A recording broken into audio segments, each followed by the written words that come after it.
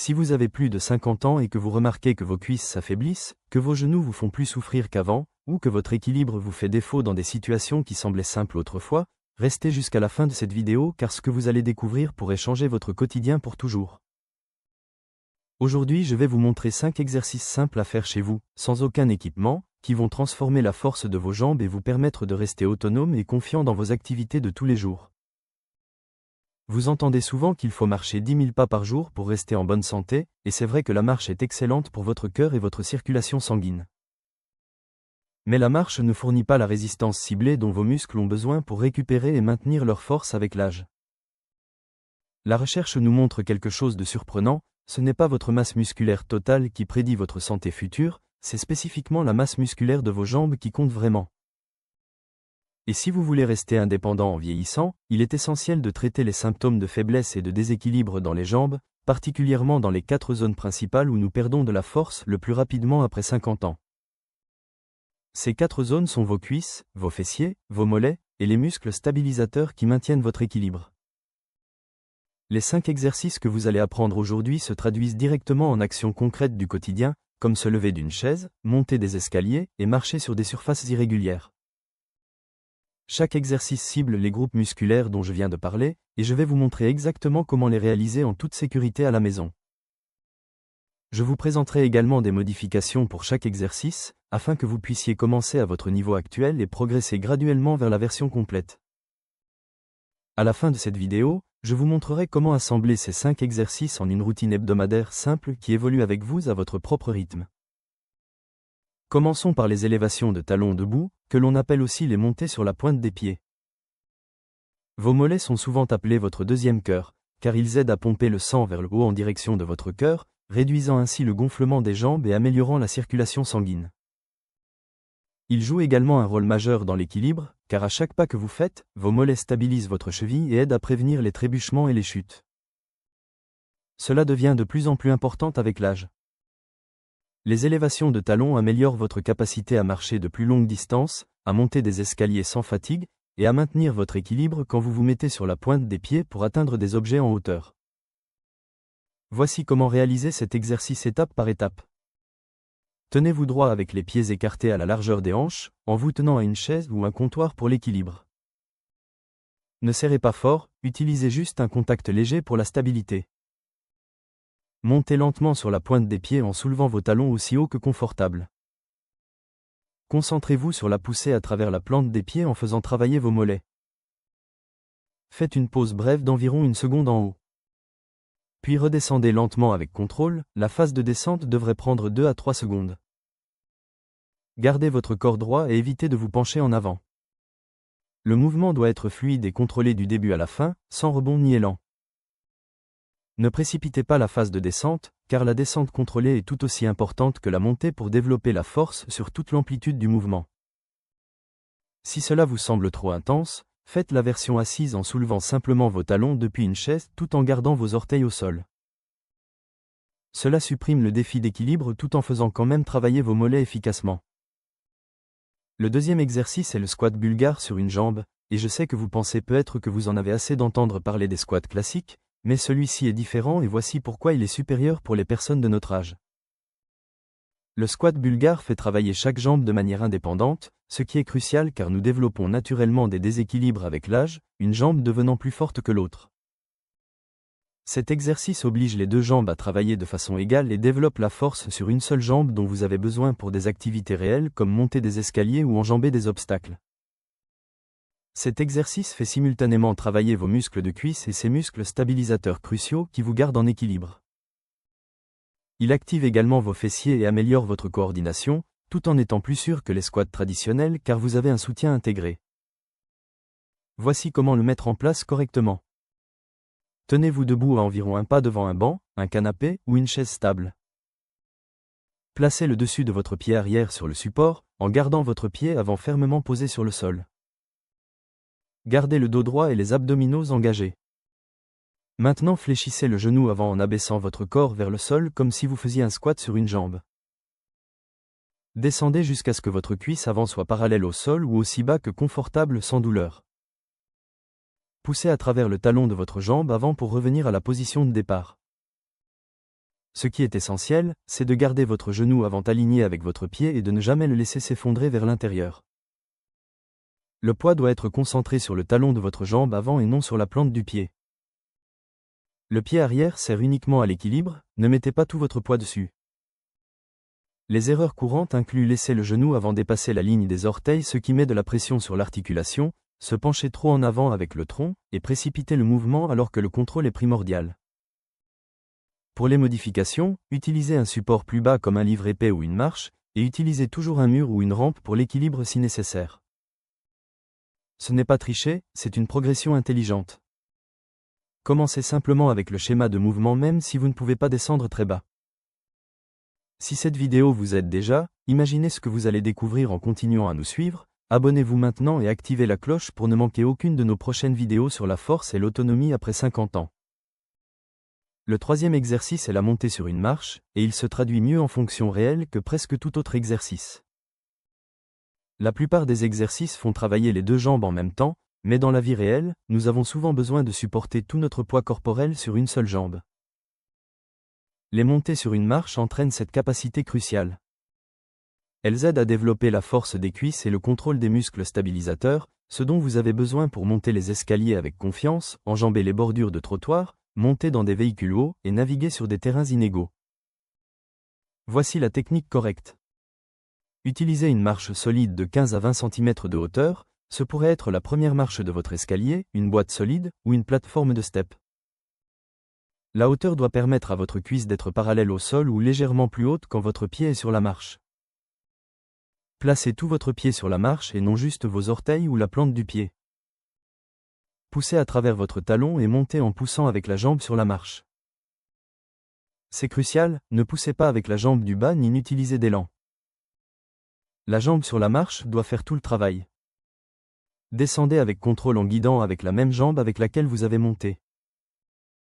Gardez votre torse droit tout au long du mouvement et utilisez une rampe pour l'équilibre si nécessaire, il n'y a aucune honte à utiliser un soutien car c'est intelligent et sûr. N'utilisez pas d'élan et ne poussez pas avec votre jambe du bas car cela annule l'objectif puisque vous n'entraînez plus la force sur une seule jambe. Pour les modifications, utilisez une marche plus basse de 10 à 15 cm et utilisez toujours une rampe ou un mur pour l'équilibre au début. Vous pouvez essayer des montées légères où vous effleurez simplement la marche avec votre orteil au lieu de montée complète, ce qui entraîne quand même le schéma de mouvement. Le quatrième exercice est le pont fessier, et il cible vos fessiers, le groupe musculaire le plus grand et souvent le plus négligé après 50 ans. Ce que beaucoup de gens ne réalisent pas, c'est que des fessiers faibles sont un contributeur majeur aux douleurs lombaires et aux problèmes de genoux chez les adultes de plus de 50 ans.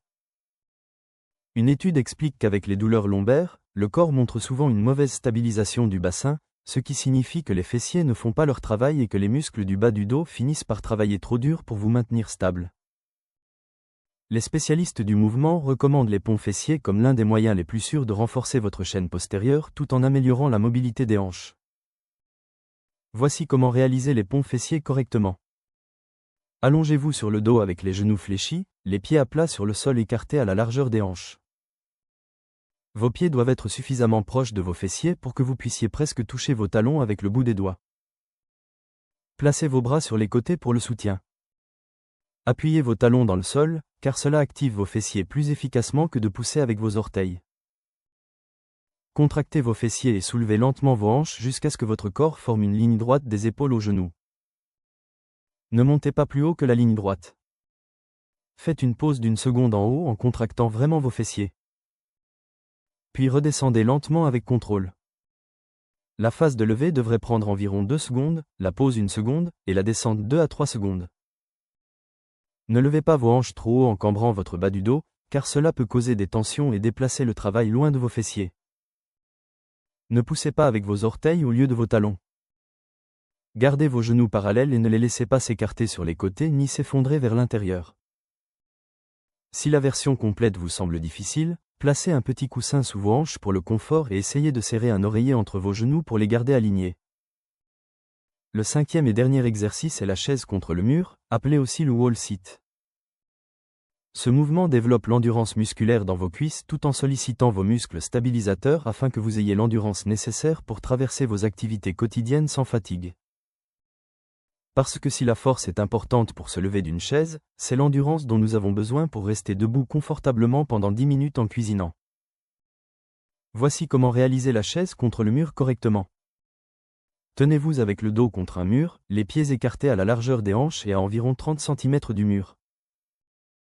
La distance est importante car trop près et vous ne pouvez pas vous mettre en bonne position, trop loin et vous glisserez vers le bas.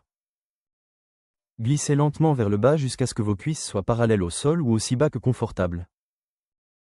Ne vous forcez pas à aller parallèle si c'est inconfortable et travaillez-y graduellement. Gardez votre dos à plat contre le mur, les genoux à 90 degrés si possible, et le poids réparti uniformément entre les deux pieds. Vos genoux doivent être directement au-dessus de vos chevilles et non poussés en avant. Respirez normalement tout au long de la tenue, ne retenez jamais votre respiration pendant cet exercice. Ne laissez pas vos genoux s'effondrer vers l'intérieur ni dépasser vos orteils et gardez-les alignés au-dessus de vos chevilles. Ne descendez pas trop bas si cela provoque de l'inconfort au niveau des genoux, car si la douleur musculaire est normale, la douleur articulaire ne l'est pas. Pour les modifications, essayez une position plus haute en ne descendant pas aussi bas, commencez avec des durées plus courtes de 10 à 15 secondes et augmentez graduellement, et gardez une chaise à proximité si nécessaire. Maintenant que vous avez appris ces 5 exercices, voici exactement comment les assembler en une routine simple qui fonctionne vraiment. Vos jours d'entraînement sont le lundi, le mercredi et le vendredi, ce sont vos jours de jambes, et voici exactement ce que vous ferez. Commencez par vos élévations de talons, faites 2 séries de 12 à 20 répétitions en utilisant la version sur laquelle vous travaillez actuellement, qu'il s'agisse d'élévations assises ou debout, cela n'a pas d'importance, faites simplement votre version avec ce mouvement contrôlé dont nous avons parlé. Ensuite passez à vos squats bulgares, 2 séries de 6 à 10 répétitions par jambe, en utilisant toujours la version qui vous convient avec un support plus bas ou en tenant le mur pour l'équilibre, faites votre niveau avec une forme parfaite. Faites ensuite vos montées sur une marche, 2 séries de 8 à 12 répétitions par jambe, en utilisant la hauteur de marche qui vous convient, et rappelez-vous qu'utiliser la rampe n'est pas tricher mais intelligent. Suivez avec les pompes fessiers, 2 séries de 10 à 15 répétitions en tenant la position haute pendant 1 à 2 secondes à chaque fois et en vous concentrant vraiment sur la contraction de vos fessiers. Terminez enfin avec votre chaise contre le mur, 2 séries en tenant pendant 15 à 45 secondes chacune, en commençant là où vous pouvez maintenir une forme parfaite sans vous préoccuper du temps car vos muscles vous diront quand ils en ont assez. Reposez-vous 60 à 90 secondes entre chaque série et prenez votre temps pour passer d'un exercice à l'autre. Le mardi et le jeudi sont vos jours de récupération active, mais nous ne resterons pas assis sur le canapé, sortez pour une marche de 20 à 30 minutes, rien d'intense, bougez simplement, prenez l'air frais et gardez vos articulations mobiles. Les week-ends sont consacrés aux mouvements doux, faites quelques étirements légers, peut-être quelques activités ménagères ou des mouvements doux autour de la maison ou du jardin, et l'objectif est de rester actif sans être intense.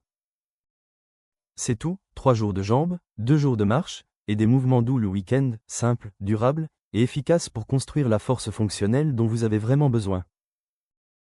La clé est la constance plutôt que l'intensité, et je préfère que vous fassiez cette routine parfaitement pendant 6 mois plutôt que de vous y mettre à fond pendant 2 semaines puis d'abandonner parce que c'est insoutenable. Voici ce qui est magnifique dans ce système, votre corps vous dira littéralement quand vous serez prêt à progresser, ne vous précipitez pas et faites confiance au processus. Certaines personnes passeront des élévations de talons assises aux élévations debout en 1 mois, d'autres mettront peut-être 3 mois, et c'est tout à fait normal. L'objectif n'est pas d'atteindre le niveau expert de chaque exercice, mais de vous challenger constamment au niveau où vous êtes et de construire graduellement la force fonctionnelle qui vous maintient indépendant et confiant dans vos activités quotidiennes. Rappelez-vous, chaque répétition que vous faites est un investissement dans votre mobilité et votre autonomie future, et cela mérite d'être célébré quelle que soit la version de l'exercice que vous réalisez. Ces 5 exercices fonctionnent ensemble comme un système complet pour la force fonctionnelle des jambes, chacun ciblant les 4 zones principales où nous perdons de la force le plus rapidement après 50 ans, vos cuisses, vos fessiers, vos mollets et vos muscles stabilisateurs. Lorsque vous commencerez ces exercices, des courbatures musculaires sont normales car votre corps s'adapte à de nouveaux défis, mais la bonne nouvelle est que dans les 2 à 4 semaines de pratique constante, la première chose que vous remarquerez sera une meilleure confiance dans vos activités quotidiennes, puis vous commencerez à voir que votre force se développe et que la routine devient plus facile et plus naturelle. Partagez en commentaire l'exercice par lequel vous prévoyez de commencer cette semaine, et posez toutes les questions que vous avez sur la routine, car si cette approche pour reconstruire votre force fonctionnelle des jambes vous a parlé, Assurez-vous d'être abonné pour ne pas manquer nos prochaines vidéos sur le maintien de la force et de l'autonomie après 50 ans.